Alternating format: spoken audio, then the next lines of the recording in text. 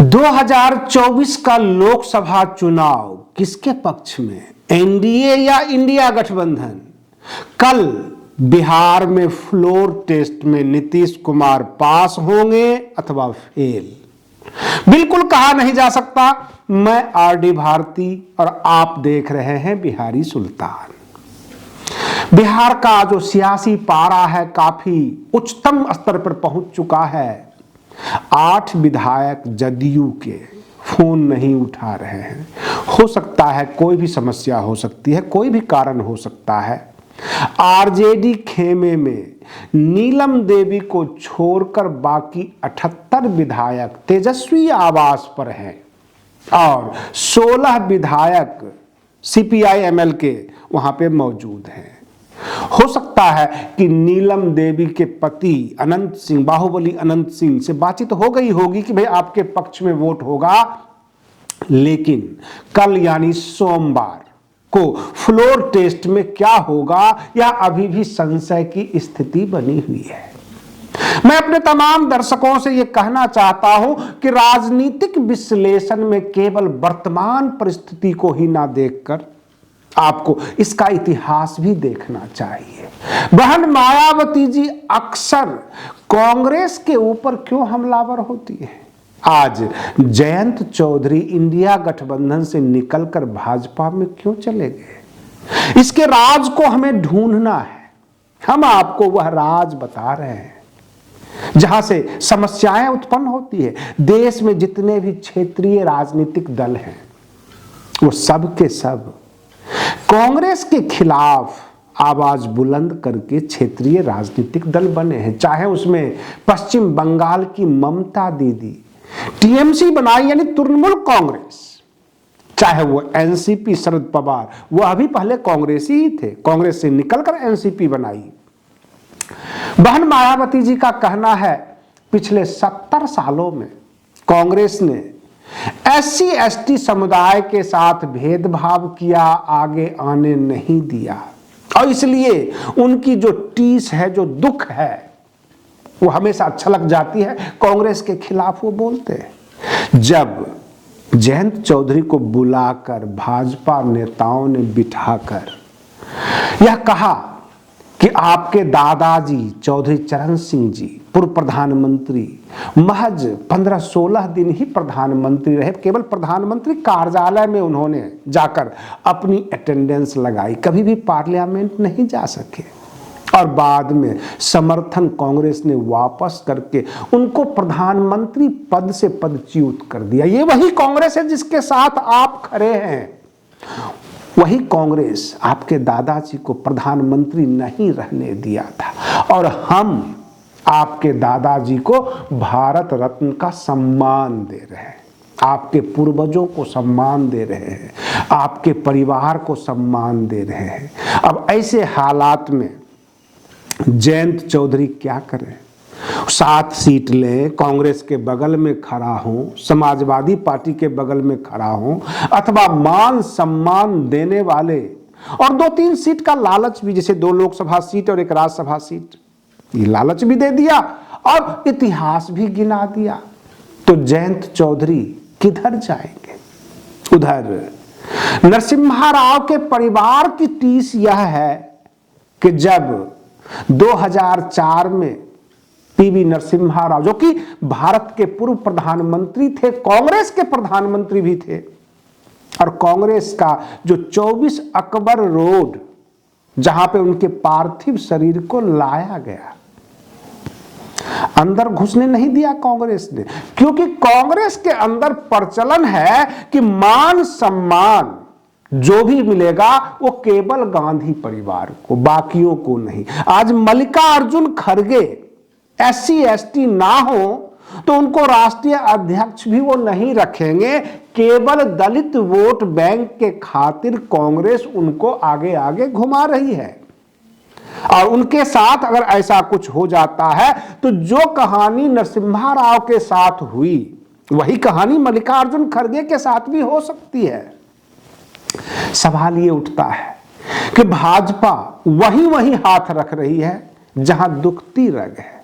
नरसिम्हा राव के परिवार कहते हैं कि एक ने सम्मान दिया। ये कांग्रेस का तमाचा है कांग्रेस के मुंह पर कि हमारे पूर्वजों को उन्होंने सम्मान दिया और उन्होंने उनके पार्थिव शरीर को कांग्रेस के कार्यालय के अंदर तक नहीं जाने दिया था। ये कांग्रेस की सबसे बड़ी दुखती नब्ज है। आज की बात है, आचार्य प्रमोद कृष्णन जो वरिष्ठ कांग्रेसी नेता हैं, कांग्रेस पार्टी ने उनको पार्टी से 6 साल के लिए निकाल दिया। कांग्रेस गलतियां करती है, उन गलतियों को भाजपा लपक लेती है। हमारे तमाम दर्शकों को जो राजनीति से इंटरेस्ट रखते हैं उनको लगता है कि इंडिया गठबंधन गैर भाजपाई गठबंधन है, इसलिए इंडिया गठबंधन मजबूत होना चाहिए। इंडिया गठबंधन इसलिए छिन्न भिन्न हो गई कि कांग्रेस की नीतियां उनके साथ सही नहीं रही।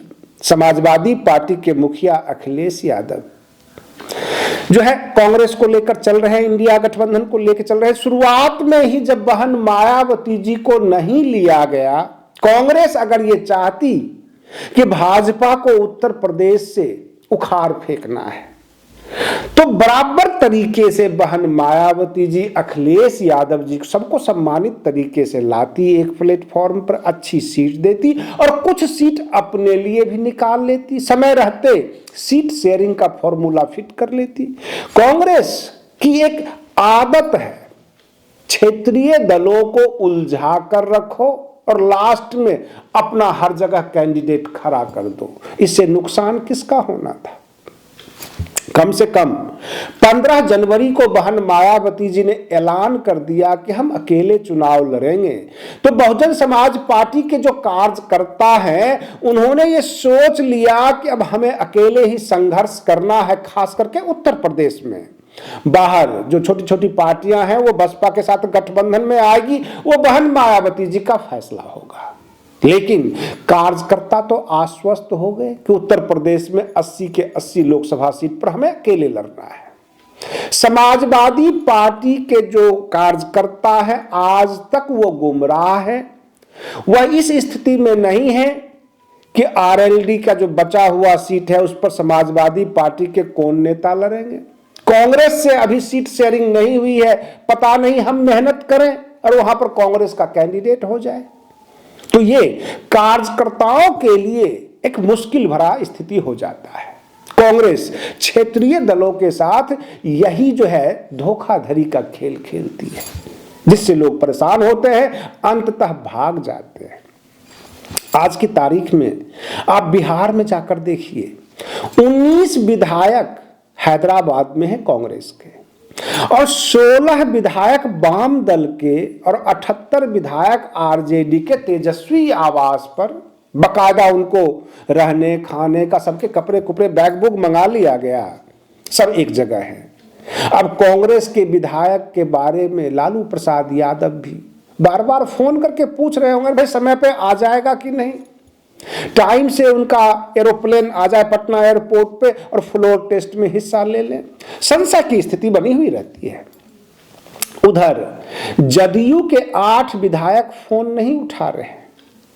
अब विश्वास सूत्रों के हवाले से यह खबर मिली है, लोगों ने पूछा कि क्या नीतीश कुमार इस्तीफा देंगे या विधानसभा भंग होगी, तो जवाब ये आता है कि नीतीश कुमार इस्तीफा देंगे, विधानसभा भंग नहीं होगी, क्योंकि भाजपा विधानसभा भंग करना नहीं चाहती है।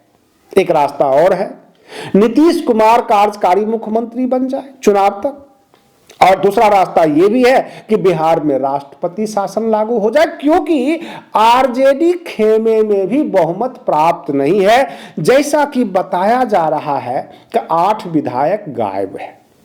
क्या वे विधायक आरजेडी के तरफ से आकर वोट कर देंगे, क्रॉस वोटिंग करेंगे, फ्लोर पर जब टेस्ट होगा क्या आरजेडी खेमे में वो खड़े दिखाई देंगे?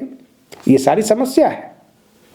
अब प्रश्न ये उठता है कि बिहार की स्थिति आज भी असमंजस की स्थिति है, कोई कुछ बताने को राजी नहीं। कौन सा न्यूज सच और कौन सा न्यूज झूठ, इसका फैसला करना भी मुश्किल सा हो रहा है। और उधर जब उत्तर प्रदेश में बहुजन समाज पार्टी के सांसद मलुक नागर जी से पूछा गया, उन्होंने कहा मैं निष्पक्ष बता रहा हूं, कोई पार्टी प्रवक्ता बनकर नहीं बोल रहा हूं।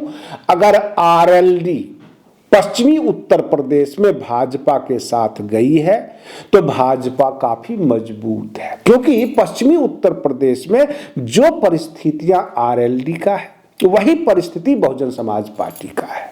अगर बसपा भी साथ हो जाए, भाजपा के साथ मैं बात कर रहा हूं, तो पश्चिमी उत्तर प्रदेश में एक भी सीट सपा या कांग्रेस नहीं निकाल पाएगी। यहां तक कि पूरे उत्तर प्रदेश में एक भी सीट कोई दल नहीं निकाल पाएगा।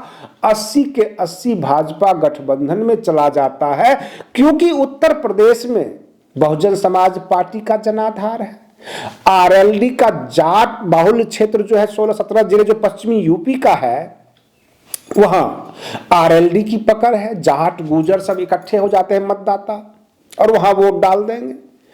तो भाजपा सही तरीके से चल रही है और कांग्रेस समय रहते किसी को एक जगह बिठा नहीं पाई। रही बात ये, समाजवादी पार्टी जो है वह पूर्वी उत्तर प्रदेश में और बाकी इलाकों में जो है मजबूत स्थिति में है, लेकिन जब गुड्डू जमाली चुनाव लड़ रहे थे तो क्या हश्र हुआ था, और ऐसा ही हश्र इस लोकसभा चुनाव में होने वाला है, क्योंकि जहां जहां सपा होगी 80 के 80 लोकसभा सीट पर बहुजन समाज पार्टी के भी कैंडिडेट होंगे।